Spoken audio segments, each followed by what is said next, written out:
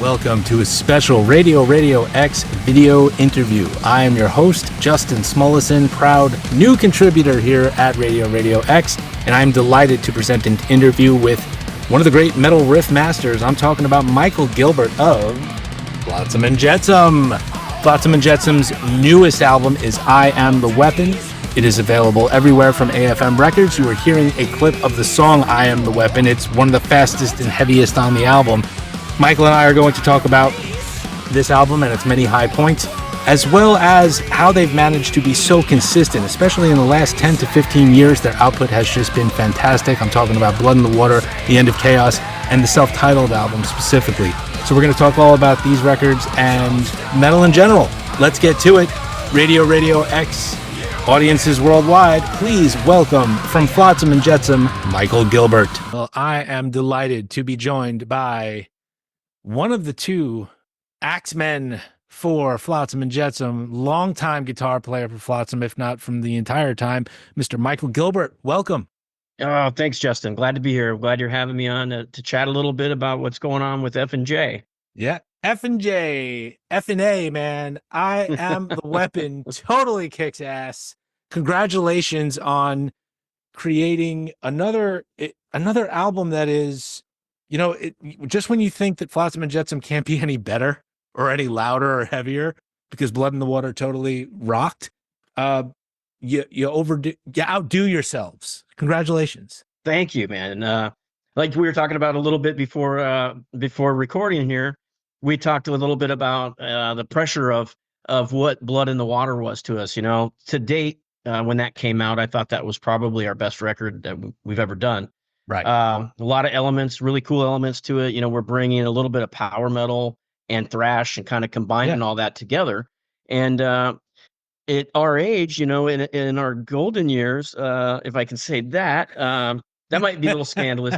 But we're hoping, you know, when we started working on I Am the Weapon, that we would at least equal Blood in the Water. And when we, like I was saying, when we got it back from mix from Jacob Hansen, we kind of like looked at each other and said, oh, this is in our eyes as good as Blood in the Water. So, but there's a lot of people saying that it's even better than that. So be interesting to see what happens over the next few months or next year or so.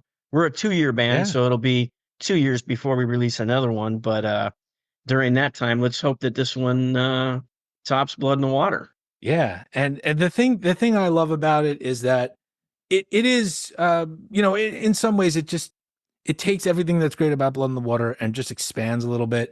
You've got, I want to talk about a few of the songs if that's cool. I'm sure you're happy to do that. I'm sure. Let's talk about the title track. That's the one that's the fastest and the furiousest. I think you just made up a word. I think I did, because I'm so sort of starstruck to talk with you. But with that one, I think it's under 3.5 minutes, and that one is Firepower. Tell us about that one and what it takes to compose a song that is that heavy and that fast and that's concise. Okay, so the songwriting's broken up between, usually the way it's spawned, it's either me or Steve that writes the original riff, and then we demo it out and send it off to AK and Ken to do the vocals, and Ken does a lot of the production stuff on it. But that's one that Steve wrote, and the thing that's fun about what we're doing now is it's almost like a friendly competition. So we'll end up writing maybe 15 to 20 songs each, and then we start just trying to top each other, and get better and better and stuff like that. And that's one that he wrote. I can describe it in one word. It's ferocious. Oh, ferocious. There's a better word than furious.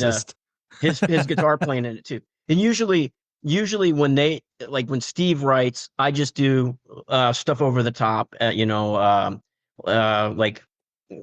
guess just solos and stuff like that. And then when I write music, I do the rhythms, and he does all those overdubs over the top of that too. So, and it also, I think it's a really good contrast because his tone is totally different than mine. It's when we do play together, it gives a contrast, you know, like I don't know. Complement it's just working. Each other. It's just working. Yeah. You complement each other when you know, when when he's doing the pasta, you're doing the sauce, and vice versa. Yeah, and I don't know what he was drinking over there, but there must have been blood in the water when he wrote that song for sure. Yeah.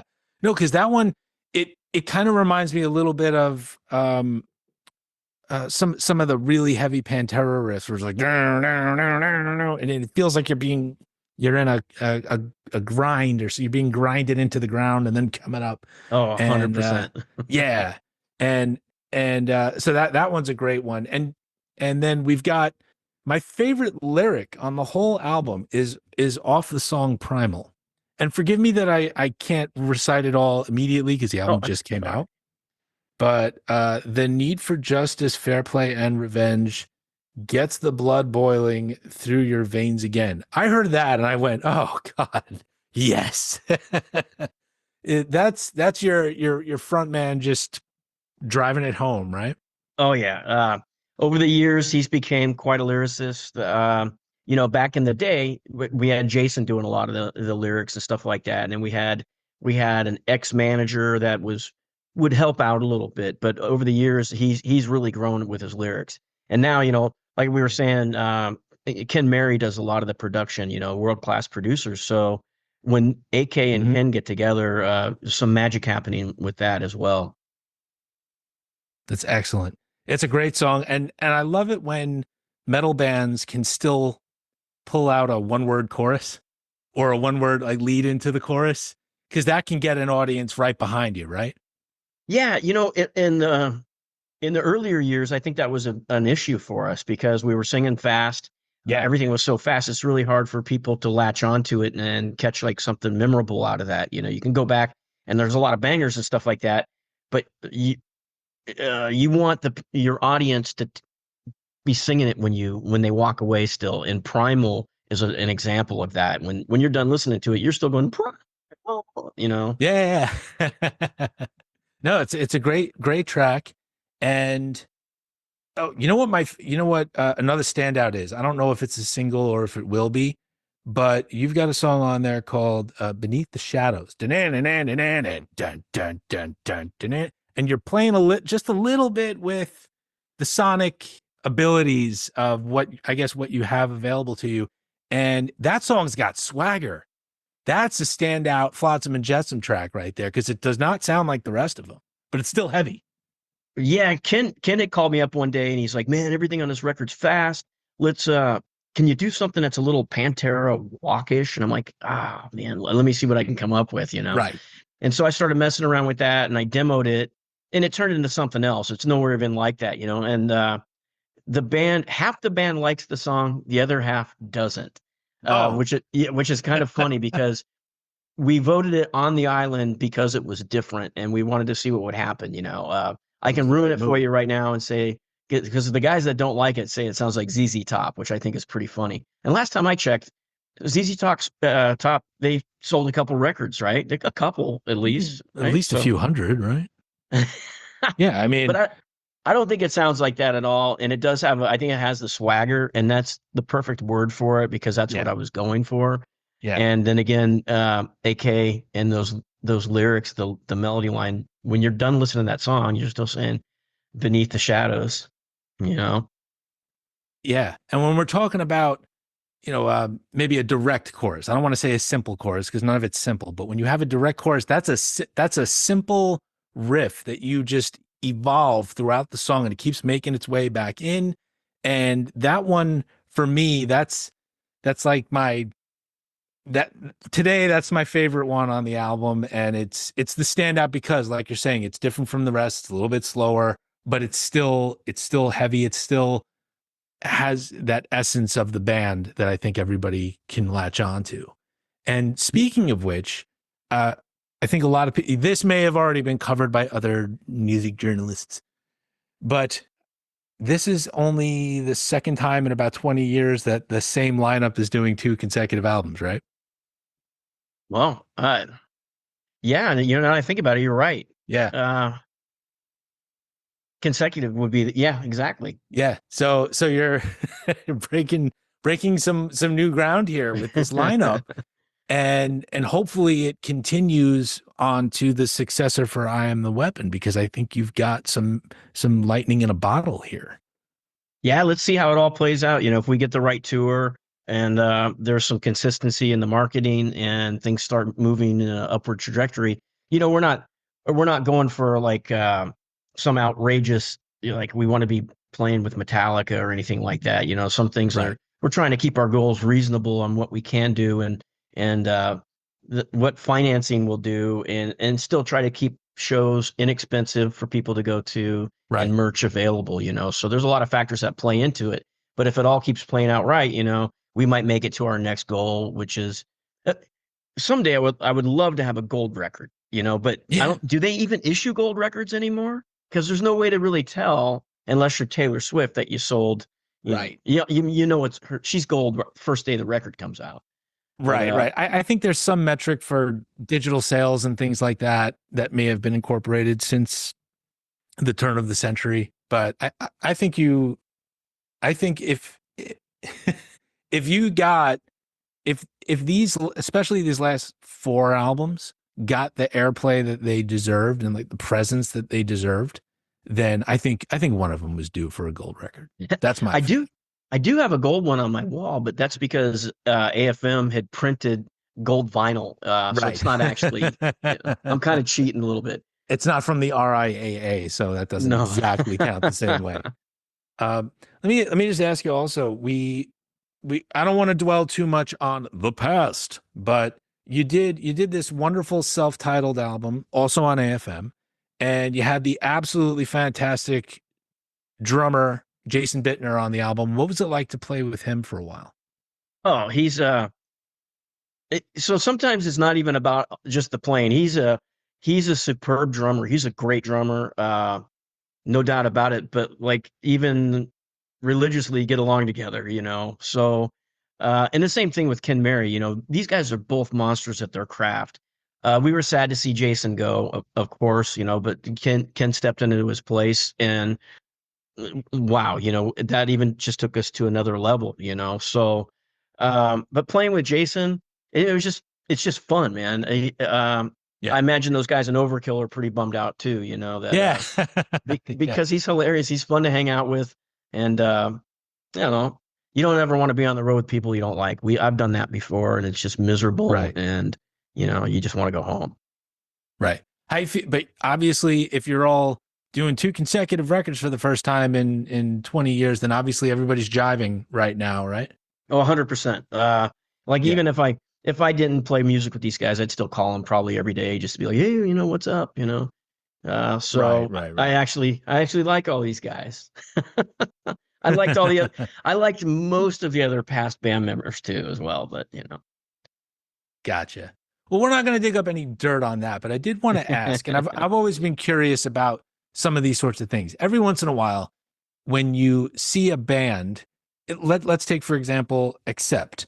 Accept is a great band. Absolutely love them, and I've loved every anyone who's ever really had a presence in that band, right? Whether you like the vocal, what, you know, the three different vocalists, what have you. But if you look at them from, let's just say, their initial days in the early 80s to now, the only guy left is Wolf Hoffman from the original lineup. The hmm question is like, so the question becomes, is it still the same ship sailing? And when you've had so many different members, I know you and AK are like still the two original yeah, members. So does it still feel like the same ship, or has the ship changed during the journey, or Y- how does yeah, that it work? was. There's a I can go on about this because I'm a bit of a hypocrite when it comes to this kind of stuff because uh, I want from our point of view, I want to get new fans. I want the new music to go out. I want to play the new music. But Right. most of the time they want to hear the old stuff. So the people that are showing up at our shows right now, they're our older generation, but there is newer generations coming in, Right. but mostly consist of older generations that want to hear the classic stuff. And which puts us in a bit of a I guess we hit a sandbar if we're going to stick with Flotsam and Jetsam and like stuff that has to do with the sea and water and stuff. We hit a sandbar right there with that because we don't want people to go away from the show because we're not playing classic stuff. But that's what's going to be happening in the future. And now what I mean by being a little bit of a hypocrite about it is because I'm the same way with Accept. I love the old Accept records, but the new stuff is also really freaking good, man. Yeah. So, I always want to hear Fast as a Shark, Udo, Right. But I don't know how to say his name. Is it Tornillo or Tornillo? Tornillo, yeah. I've Okay. interviewed him. He's a super cool dude. Yeah. Yeah, he's a great singer, man. And Yeah. yeah, so I want their new stuff. And to me, they're still Accept. They still seem like, as long as Wolf Hoffman is still in the band. Now, one band that I can't lock onto is Riot 4, I think it is, because I was a huge Riot fan when Mark Real and Guy Speranza was singing. Holy shit, that was one of my favorite bands ever. And now it's just hard, because I want to hear Swords and Tequila. I don't know if you're familiar with those songs or any of that. I'm a passive Riot fan. I have a couple albums, but I haven't broken them in the same way that I have some other groups. Yeah. Yeah. But I know what you mean, because when things happen, people unfortunately get sick, they pass away, they start families and move on. But you have to keep things going. And I think what I love about the evolution of Flotsam and Jetsam is that stop me if I'm wrong. You started out more as, like we're saying, like a more technical thrash band, and now you've sort of created this new musical personality where it's this wonderful blend of power thrash, where you still have room for some of these other um, experimentations that you can do, like we're saying with Beneath the Shadows, where you can do a little bit of a groove, and that's why I think bands like you continue to exist. Where Yeah. you know, We're I think you're right about that. We've been trying to figure out the math of it on, like, we have a 40-year career. right? And there's a lot of bands that are disappearing right now because, they're just getting older, and like you said, they got stuff going on. But to me, this band I still feel like I'm 25 years old when I play guitar. Yeah, And so when I write a song, I can riff out all day long. I could come up with riffs. It's like a machine, yeah. But one day that's going to stop happening. But I'm glad it's not today. Right, Maybe right. in 10 years or whatever. Do you like using modern technology as opposed to when you first started out and it was all just amps and tapes and stuff? Yeah, it really, back in the day when I was 17 and I was starting to record stuff, it really like forced you had to search out how to do stuff. So I had two tape recorders, and I would put the drum machine on one and play guitar along with it into another tape recorder, and I just keep bouncing back and forth. And by the time I had a song arranged, the hiss would be so bad, it would just be, because of the Yeah. tape noise. But now, and that kind of dampened the creativity for sure. Now it's pretty quick. If you got an idea, you just put a click track in the Pro Tools and you record it, and then you can put drums to it later. Yeah. So technology has really embraced creativity, or like vice versa, or however you want to say that. I don't know. Right, right. Well, the technology is helping to drive the creativity, or Yeah, at least quicken yeah, the pace. yeah, 100%. Yeah, that's cool. And when you send tracks to each other, you're just uploading it on Dropbox or something like that, or WeTransfer or something, and then just listening. Yep, that's pretty much it. Yeah. And the other thing about all these guys is there's no egos in this band either, and there never really has been. But Mm-hmm. when you're working with people that you can arrange, they send you their song, and you go, "Hey, man, I think this might be cool if you extended the chorus right here, or maybe you moved it around a little bit." And they don't get pissed, they just go, "Okay, let's try that," and then it Right. happens. And if it doesn't work, then yeah, we don't get butthurt about it or any of that stuff. So it's really cool. Excellent. And so we've talked about how great I Am the Weapon is. I did also want to ask real quick, because I might be on something. I might not.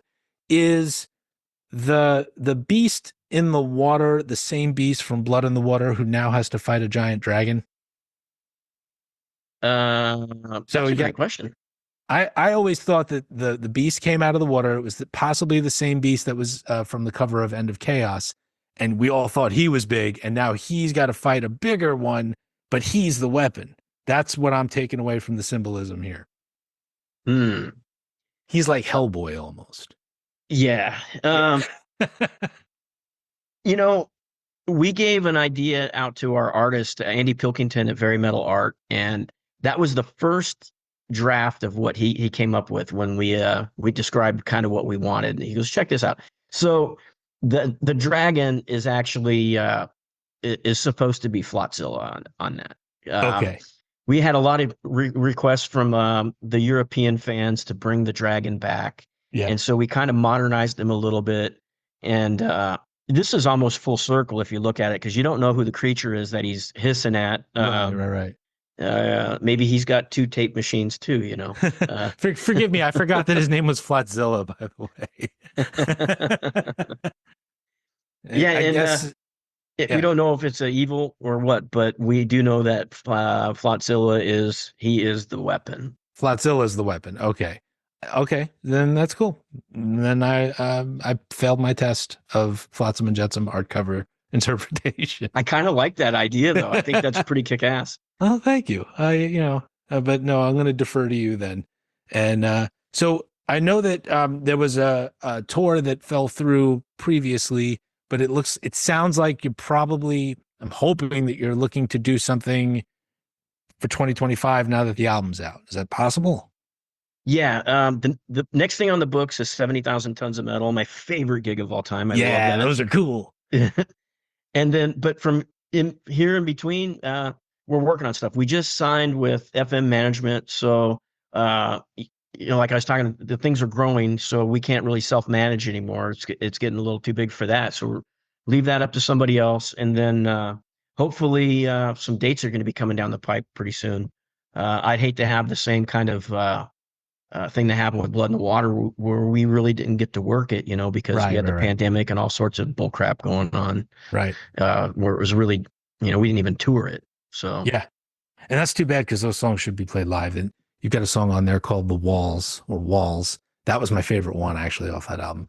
I can feel the walls crashing down on me. Yeah, you sing that when it's done, and you remember it now. You don't have to listen to it. Yep, You still remember the chorus. So that's and that's what we're looking to do. And that song is actually in our set. So good. It deserves some presence. Michael, I'm going to let you go in a moment, but we're doing this for the fans here. I'm a fan, as you know. Is there anything that you would like to say to the fans? We're coming for you. We're coming. That's about it. I'm very thankful, and I know I speak on behalf of the rest of the guys that we're grateful that we get to do what we do, and the reason why we get to do it is because of you guys. So we're still relevant, and thank you guys so much for sticking with us for 40 years, and we're not done yet. So excellent. Well, it's been a real pleasure. Don't go anywhere, but thank you so much. It's been a real pleasure to speak with you. It's been great. Thank you, Justin. You too, man. What a thrill to speak with Michael Gilbert of Flotsam Jetsam. That was a lot of fun. The newest Flotsam Jetsam album is I Am the Weapon. It is available everywhere from AFM Records. At the top, you heard the title track, and now you are hearing one of the singles, Primal.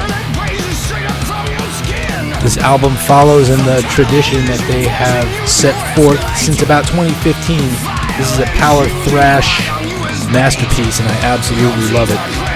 Flotsam Jetsam does not have any major tour dates yet, but they have confirmed that they will be playing Bloodstock open air in the UK on August 7th, 2025.